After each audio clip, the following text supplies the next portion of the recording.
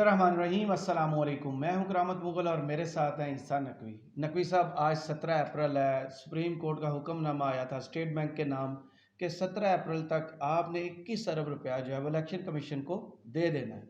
क्या फंड्स जारी हो रहे हैं और आप समझ रहे हैं कि 14 मई को इलेक्शंस हो जाएंगे? अब देखें, करामत मुगल साहब, आप बड़े सादा हैं। पाकिस्तान में रहते हैं, यहाँ की जो ज़मीनी हक़ाइक़ हैं वो बड़े मुख्तलिफ हैं। इस वक्त पूरा एक नया स्क्रिप्ट तैयार हो गया सुप्रीम कोर्ट पर एक नए हमले का। अच्छा। ये जो मामला है ना 17 अप्रैल का, अभी 17 अप्रैल ख़त्म होने में कई तवील घंटे बाकी हैं। बिल्कुल 11:59 17 अप्रैल की रात को जो है वो 17 अप्रैल ख़त्म होगी, बल्कि उसमें भी 59 सेकंड जो है 59 सेकंड आप इजाफी कर लें। सही। उसके बाद घड़ी जो है वो आगे चलेगी और तारीख जो है वो तब्दील होगी, 18 अप्रैल होगी। 17 अप्रैल के हवाले से अहकामात वाज़े हैं, लेकिन इन तवील घंटों में जब हम वीडियो अपलोड करेंगे उसके बाद भी लगभग कोई 16-17 घंटे बाकी होंगे। सही। उन 16-17 घंटों में 3 बड़ी डेवलपमेंट्स होंगी शहर इक़्तिदार में, और वहाँ से जो मैसेजिंग सामने आएगी उसकी बुनियाद पर अब सवाल ये पैदा होगा कि 18 अप्रैल को सुप्रीम कोर्ट ऑफ पाकिस्तान कैसे रिएक्ट करती है, उस पर उनका क्या रद्द-ए-अमल होता है, एग्जैक्टली वो किस तरीके से इसके ऊपर आगे कार्रवाई को लेकर चलते हैं। 17 अप्रैल को क्या होना है, पहले देख लें जनाब, सुप्रीम कोर्ट ऑफ पाकिस्तान ने किन अल्फाज में अपना जो हुक्मनामा जारी किया था पैसे जमा करवाने का, कि पैसे पहुंच जाने चाहिए इलेक्शन कमीशन के अकाउंट में। उसके बाद उन्होंने किन अल्फाज में उसको, उस वर्डिंग को क्लोज किया था। सही।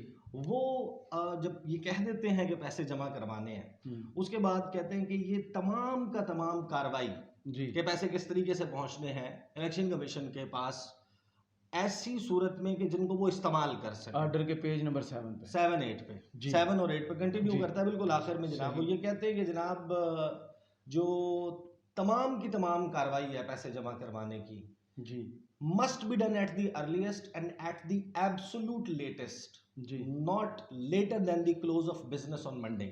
सही। अब आप रमज़ान के महीने में स्टेट बैंक ऑफ पाकिस्तान या election commission of Pakistan AGPR जो है ये क्या वर्किंग आवर्स फॉलो कर रहा है? 3 बजे तक या 4 बजे तक कर रहा है, सही, या 5 बजे तक कर रहा है, जो भी आप ये टाइमलाइन फॉलो कर रहे हैं। सुप्रीम कोर्ट का वाज़ेह हुक्म ये है कि उस वक्त तक, जब तक वर्किंग आवर्स हैं, उन वर्किंग आवर्स के ख़त्म होने तक ये पैसे जो है वो इलेक्शन कमीशन को 21 अरब रुपए मिल जाने चाहिए। आगे उन्होंने, सुप्रीम कोर्ट ऑफ पाकिस्तान ने इसी हुक्मनामे में ये कहा है कि ये पैसे ऐसी सूरत में इलेक्शन कमीशन को मिलने चाहिए कि जिस सूरत में इसको वो फौरी तौर पर पंजाब और खैबर पख्तूनख्वा के इंतखाबात का अमल शुरू करने के लिए इस्तेमाल कर सकें, काबिल इस्तेमाल हालत में। उसमें कोई शर्त, कोई लिमिट, कोई इस किस्म की चीज़ मौजूद नहीं होनी चाहिए। All the entitles mentioned above, State bank of Pakistan, finance ministry, finance division, AGPR और election commission must act together. इन सब ने मिलकर काम करना है, एक दूसरे के साथ कोऑर्डिनेट करना है, ताकि सुप्रीम कोर्ट का जो डायरेक्शन है वो इस टाइम फ्रेम के अंदर उस पर अमल कर लिया जाए। सही।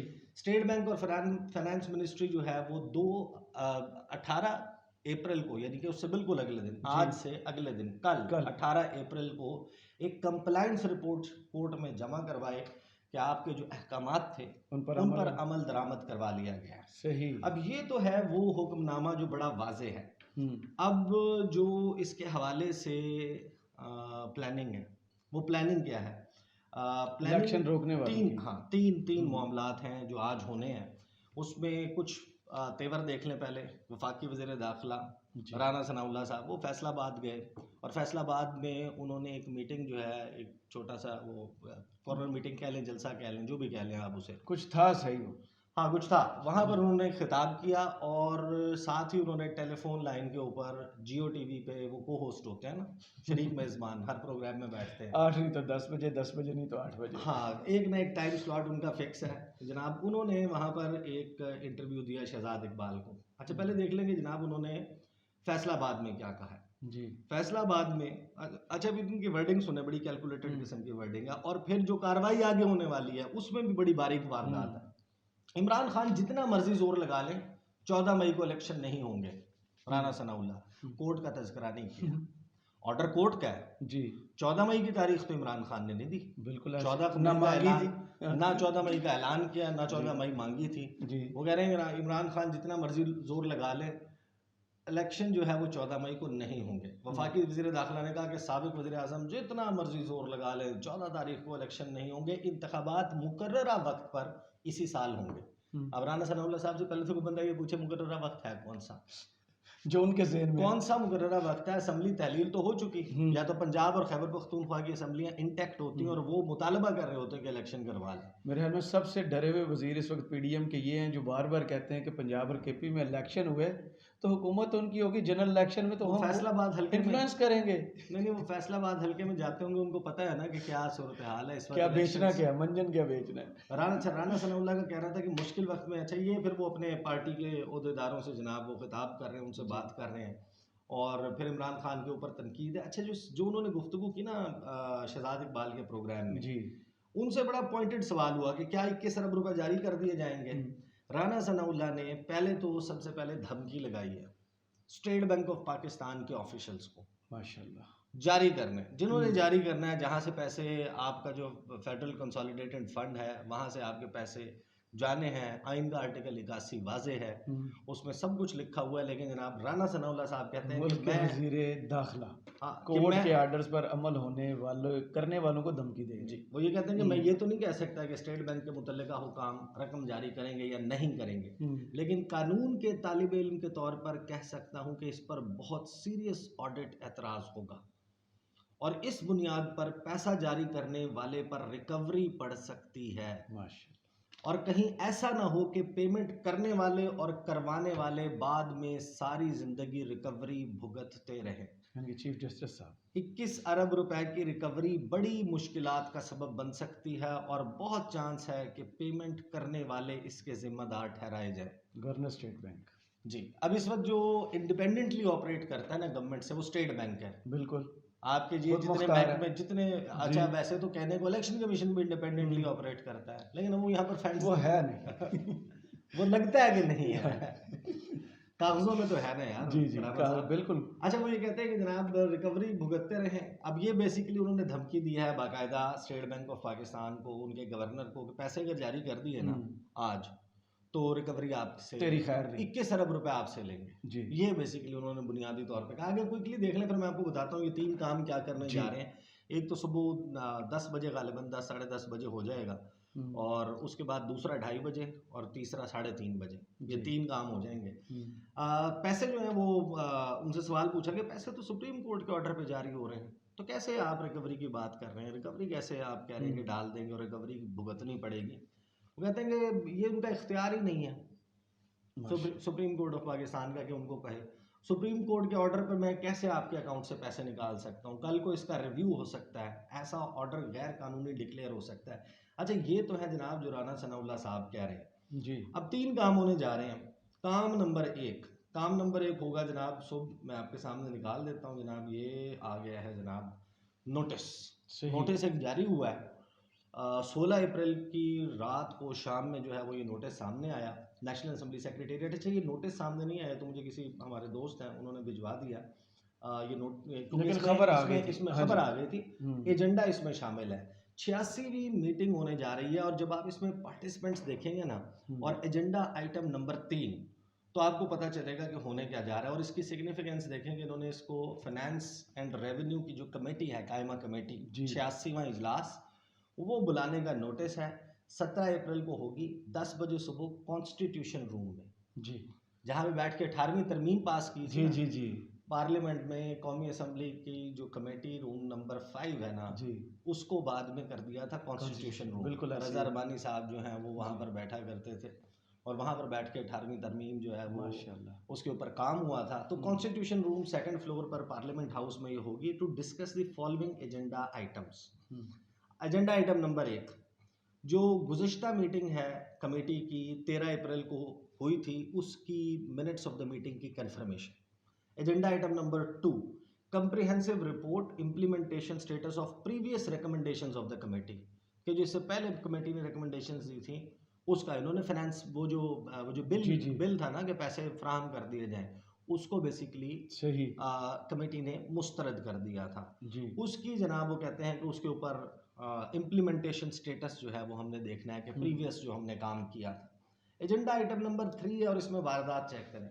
to discuss and propose recommendations in response to media reports that Honorable Supreme Court of Pakistan directed the State Bank of Pakistan to release funds to the Election Commission of Pakistan for the purpose of holding the general elections of Punjab Assembly without prior approval of the National Assembly.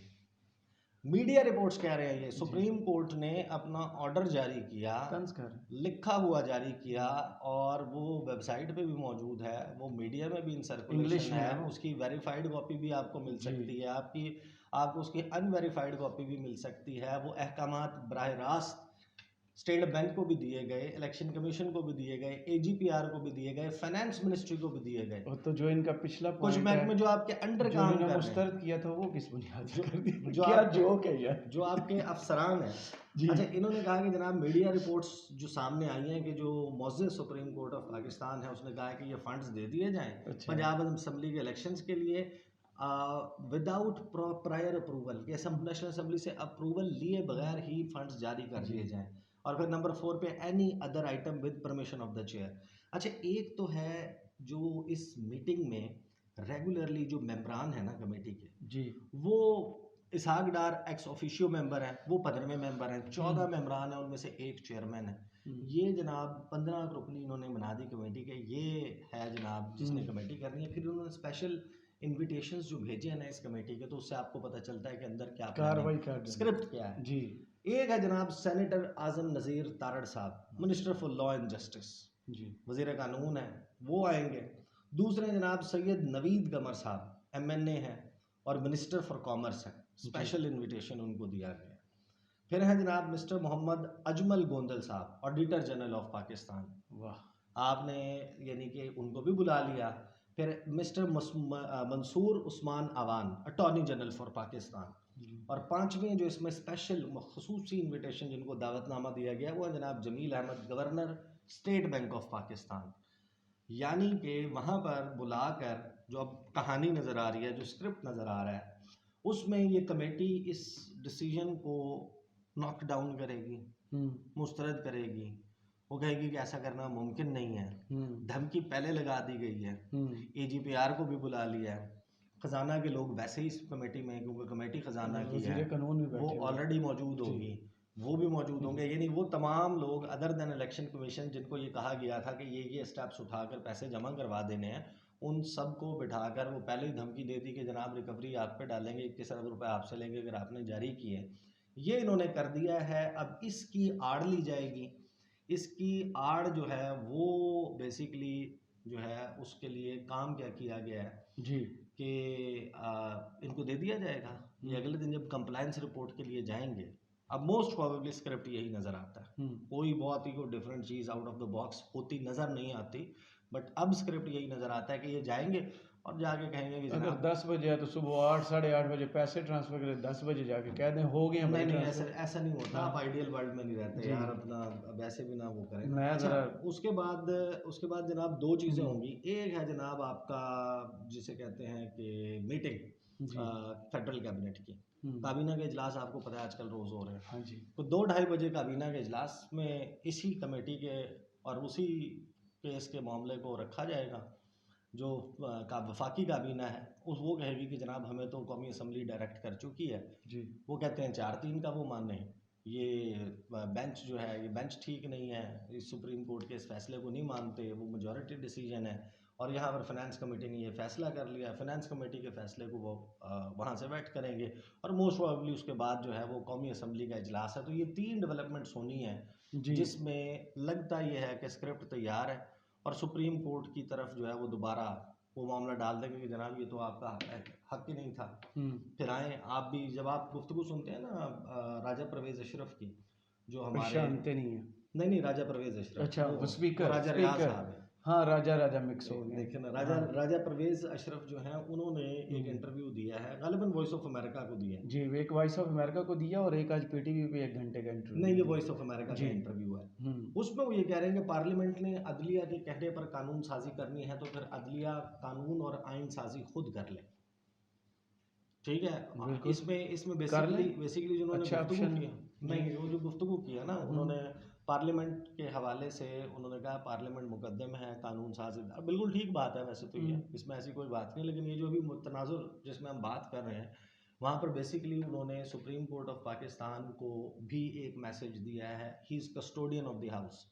तो speaker कौमी assembly की तरफ से ये message जाना है कि आप हमें डायरेक्ट नहीं कर सकते क्या करना है क्या नहीं। ये कानून साजी वाले मामले पर है, वो जो आर्टिकल 84 184(3) वाले मुकदमात हैं और चीफ जस्टिस के इख्तियारात वाला। बहरहाल आज ये तीन तवील इन घंटों में ये तीन डेवलपमेंट्स हो जाएंगे, बड़ा हैवी डे आज। और उसके बाद देखना है कि जब कल सुप्रीम कोर्ट ऑफ पाकिस्तान के सामने ये मामला आता है, कंप्लाइंस रिपोर्ट नहीं जमा होती, तो उस वक्त सुप्रीम कोर्ट ऑफ पाकिस्तान किसको बुलाएगी, किसको डायरेक्ट करेगी। Supreme court of Pakistan, remember, उसको आइन के तहत तमाम इदारे उसके फैसले के ऊपर अमल दरामद करवाने के लिए आइनी तौर पर पाबंद है, बशमूल अफवाज पाकिस्तान। बिल्कुल आइडियलिज्म तो फिर मेरा यही है कि रात को 12 बजे फिर शायद कोर्ट खुल जाए। चलें, बहुत शुक्रिया। हाँ, बहुत शुक्रिया आपके तजिए का। कमेंट्स बॉक्स में ज़रूर बताइएगा ये वीडियो आपको कैसी लगी। इजाज़त दीजिए, अल्लाह हाफ़िज़।